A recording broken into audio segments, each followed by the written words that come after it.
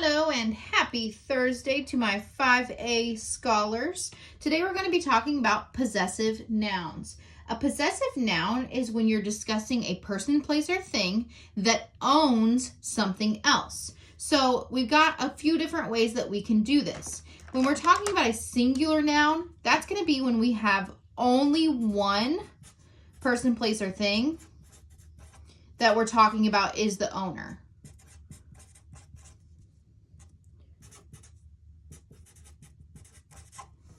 So if I'm saying Penny has a bone, right? The bone belongs to Penny. What I'm going to do is I'm going to add an apostrophe S after her name. So that makes our sentence or our possessive noun Penny's bone, right? The bone belongs to Penny.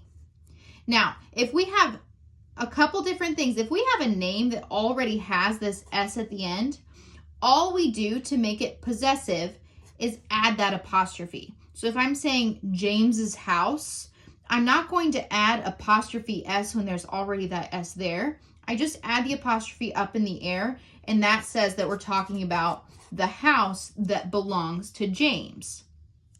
Now, when we're talking about plural nouns, that's when we have more than one person, place, or thing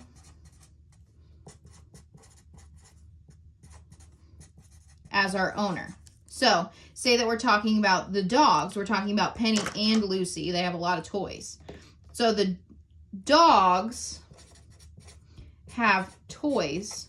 But if we're saying the dog's toys or the toys that belong to the dogs, just like we did with this name up here, we just add an apostrophe up in the air if there's already an S there. So that makes this, the toys that belong to the dogs would be the dog's toys, right? We have more than one dog. The toys belong to both of the dogs. If we have a plural noun like children, right? That's more than one child. There's not already an S here at the end. So just like for our singular noun, we're going to add an apostrophe S. Say we're saying the children have homework. If we're saying the children have homework and then we're talking about it as a possessive noun, we're talking about the children's apostrophe S homework, the homework that belongs to the children. Now, if we're saying multiple names like this, say we're going to our friend's house, we're going to the house that belongs to John and Joe, there's two different ways you can do that. You can either add an apostrophe S after both of the names or just after the second name. So our first option would be to say, I'm going to John and Joe's house, the house that belongs to John and Joe. Or what I don't hear this one very often, but you can say I'm going to John's and Joe's house.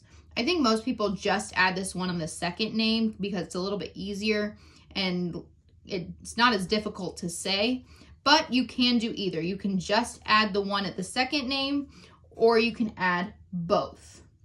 So today you're going to be practicing this with possessive nouns. You should be familiar with this from the past and talking about things that belong to people, places, or other things. But today you're going to practice that with your sentences. And you're going to practice both singular nouns and plural nouns. And you're going to have examples that are names, that are things, that have an S or don't have an S for plural. There's going to be all different types of examples.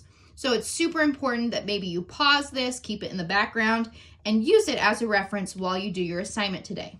That's all that you have from me for this language arts lesson. So go ahead and get cracking on that assignment, and I will see you guys, small groups. If you have questions, save a question for small groups. And if you don't see me today, then I'll see you in office hours if you have any questions, comments, or concerns about this assignment. Peace out, 5A.